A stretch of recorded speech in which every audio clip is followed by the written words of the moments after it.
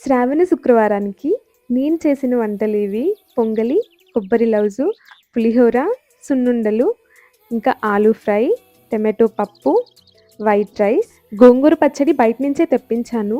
ఇంకా దద్దోజనం కూడా చేశాను. భోజనం అరిటాకులో చేస్తూ ఉంటే ఒక ఫెస్టివ్ వైబ్ అనిపిస్తుంది కదా! ఎస్పెషల్లీ మన సౌత్ ఇండియన్స్‌కి. అండ్ శ్రావణ శుక్రవారానికి నేను కట్టుకున్న శారీ డీటెయిల్స్ చెప్పాను కదా!